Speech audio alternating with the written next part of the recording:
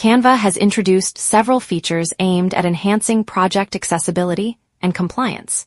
However, it's important to remember that even with accessibility checkers integrated into certain programs, a significant amount of effort to ensure digital content accessibility still relies on manual verification. Let's begin by using Canva's built-in accessibility checker to pinpoint any potential issues in our project. To do this, select Accessibility from the File menu.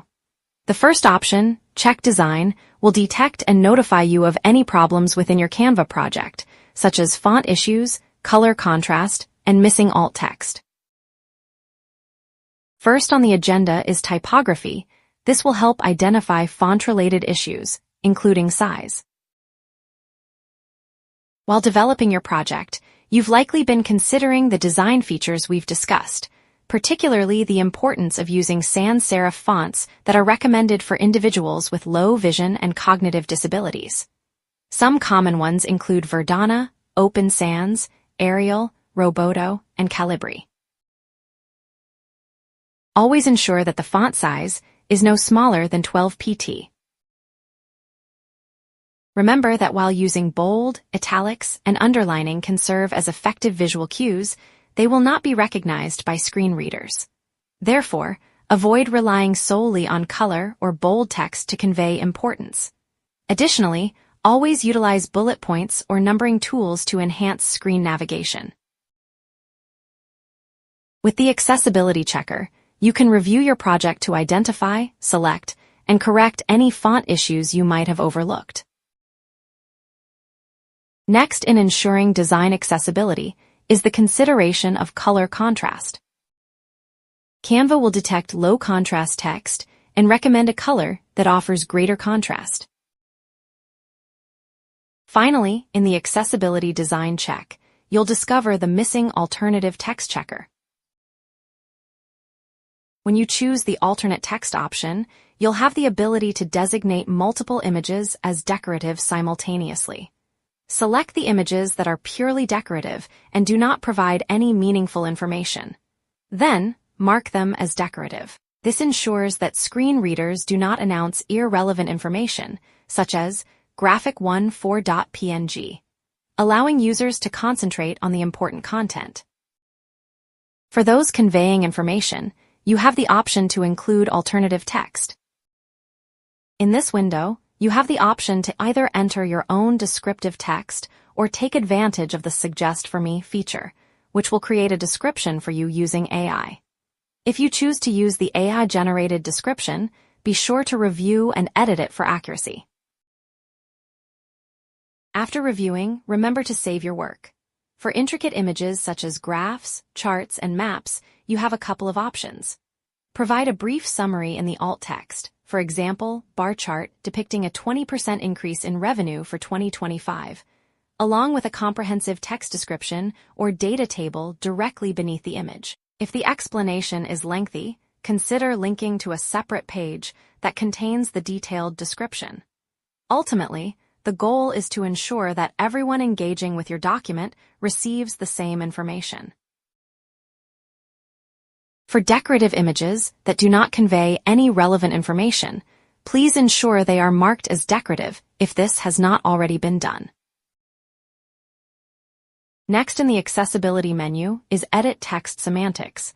This allows you to review and make necessary edits to the text on each slide. This is where you will tag text with the appropriate headings. For this, click on the three dots next to the text, and you can assign it the appropriate heading level. Every piece of text should have a logical and suitable heading tag to ensure proper navigation.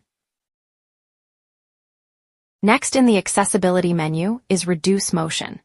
By selecting this option, you automatically limit animations and transitions while removing background animations to assist users with motion sensitivities. Finally, choose the Navigate by Layer Order option. In this section, you can modify the reading order of your elements. This ensures that when a screen reader navigates through the elements using the Tab key, the sequence aligns with the logical structure of your content. To access layers and modify the arrangement of elements, select any element. Click on Position in the top toolbar. Navigate to the Layer tab. From this menu, select Show Layers. Canva reads elements in the order of the layer stack, moving from bottom to top. Therefore, to ensure that the element you want to be read first appears correctly, it should be positioned at the bottom of the list. You can reorder your elements by dragging and dropping layers into a logical reading sequence. The first item should be positioned at the bottom. Images that are marked as decorative can be disregarded, so their placement at the top or bottom is not critical. However, it's wise to keep these decorative images grouped together. This way, if any tagging issues arise, they won't disrupt the flow of relevant content. In this example, the primary heading or topic is accessibility, with Canva as the subtopic. Therefore, accessibility is positioned at the bottom to be read first. Keep in mind that Canva may sometimes restrict your ability to move background images ahead of the text. Don't get discouraged. Just do your best, and most importantly, ensure that the text and key information are organized correctly. When incorporating links in Canva, make sure to utilize the link tool. Make sure that the text you select for a hyperlink is descriptive.